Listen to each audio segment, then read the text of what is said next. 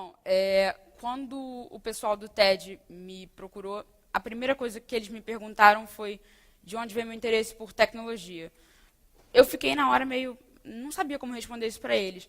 Mas aí, pensando depois, eu pensei, isso é uma coisa que veio comigo, não sei de onde veio, de onde surgiu. Com 6, 7 anos, eu lembro que eu mexia nos computadores do trabalho do meu pai, e as frases que eu mais ouvia eram: dá um joguinho para ele brincar no computador, tira a mão disso daí, Pedro, isso é sério, isso não é brincadeira. E um ponto importante é que os computadores que ele usavam eram Macs, porque ele trabalhava com fotografia. Mas eu não desisti, o tempo passou, e com uns 8, 9 anos eu comecei a ter interesse por programação, que eu também não sei de onde veio. Nessa época eu tinha uns 8, 9 anos, e o pessoal que tinha minha idade se interessava por assuntos que não eram os mesmos que eu me interessava. Futebol, figurinha, videogame. E o que eu gostava era de computador, de programação, de fazer meus primeiros programas, de pesquisar sobre os assuntos que eu gostava relacionados à computação. E por isso eu não me relacionava muito com o pessoal da minha idade. Eu conversava muito com os adultos, e você pode imaginar a preocupação da minha família com isso, né?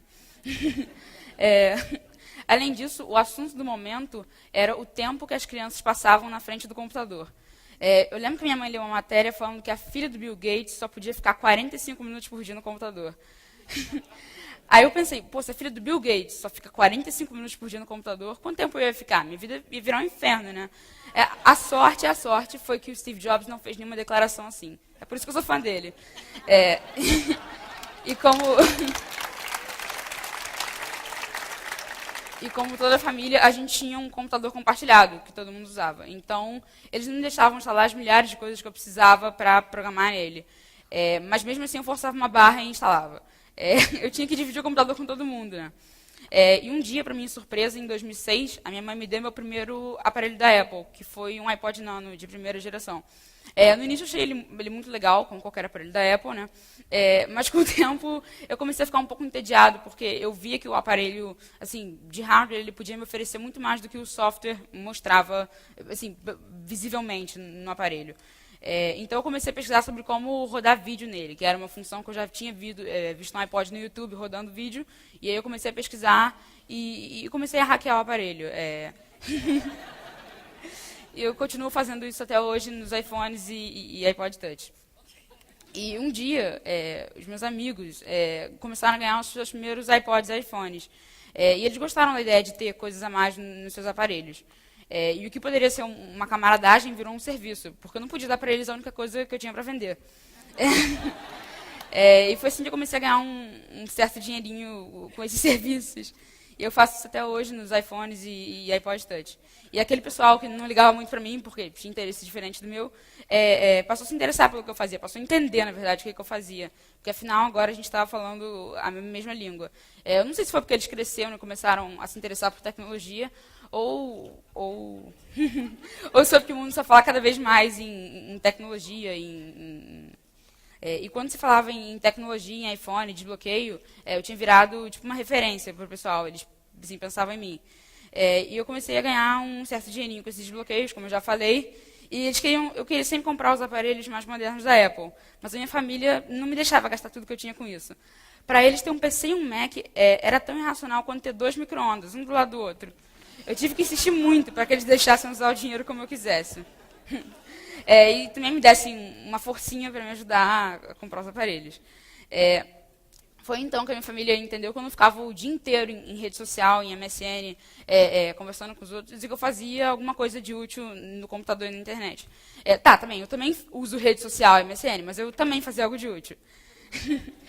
Então, eu fui desenvolvendo ferramentas para me ajudarem a desbloquear mais aparelhos em menos tempo. E depois eu comecei a pensar em liberar esses projetos para que outras pessoas pudessem usufruir do que eu tinha feito. E aí eu lancei o Quick to Deep Owner, que é o primeiro programa para fazer o desbloqueio simples do iPod Touch 2G, e o Quick OIB, que instalava o iPhone Linux no iPhone temporariamente, porque na época isso era uma novidade, as pessoas queriam testar, mas tinham medo de instalar porque isso poderia estragar os aparelhos para sempre. Inclusive, uma curiosidade é que esse projeto ele evoluiu do Linux no iPhone para o iDroid, que é o Android, o sistema operacional do Google, rodando no iPhone. Então, com esses programas, o usuário podia testar o Linux se gostasse. Ele instalava permanentemente. Ele não tinha o risco de instalar e ter o aparelho quebrado, bricado. E essas duas ferramentas foram bastante comentadas na web em grandes sites gringos como o iSpace, iPhone Italia, The iPhone Wiki, iClarified, Linux on the iPhone, Apple Diário e alguns outros.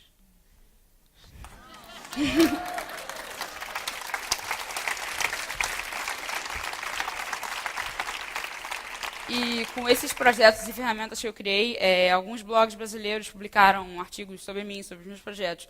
E foi assim que o pessoal de minha empresa de desenvolvimento para iPhone me conheceu e me chamaram para trabalhar com eles. Eu nunca podia imaginar que isso ia acontecer, mas também tinha um problema. Eu fiquei contente, mas na web eu dizia ter 14 anos para ter credibilidade e se levar a sério.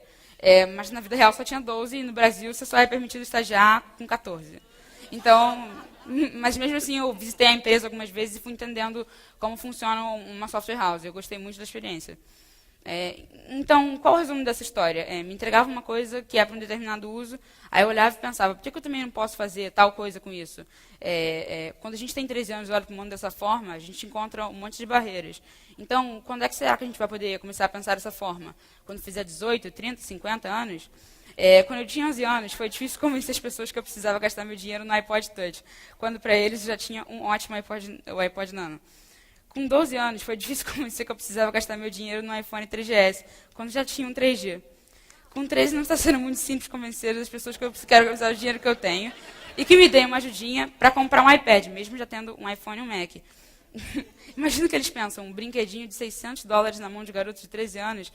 Pelo visto, essa vai ser difícil. Obrigada.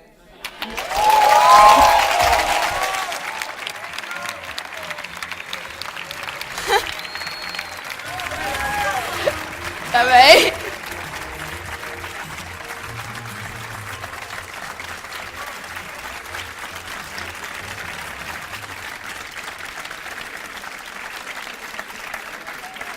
Obrigado. Seguinte, primeiro nós já temos uma fila de iPhones aqui, inclusive o meu. Você não vai sair daqui tão cedo, garotão. Você fica aqui. Segundo, você acaba de receber uma proposta para fazer um aplicativo para o TEDx Sudeste? Pois é, assim, ele não está pronto, ainda falta interface gráfica, mas assim, deve estar pronto em breve. Está fazendo, pois é, mas vai estar pronto. Quer ver? Pô, claro!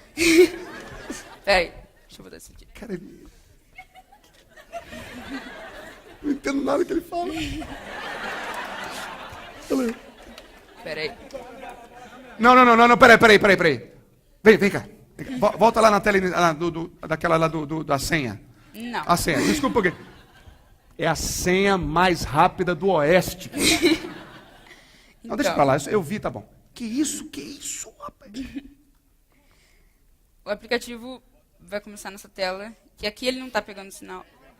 Peraí. Ele é muito rápido, Aqui, ele ainda não está funcionando porque eu estou sem sinal aqui, e o sinal do operador não está pegando, mas aqui vai ter um mapa, aqui vai mostrar o planetário, onde a gente está, TEDx Sudeste, sim.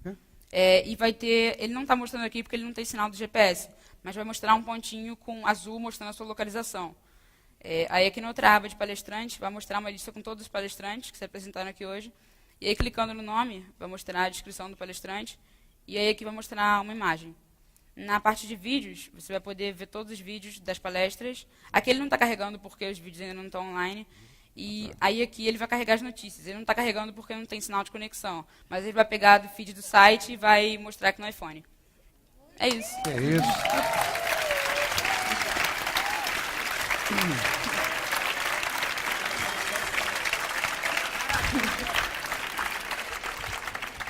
Você já sabe mexer no Twitter já? Sei. Beleza. Depois a gente conversa, Tá bem. trocando as ideias. Tá bem.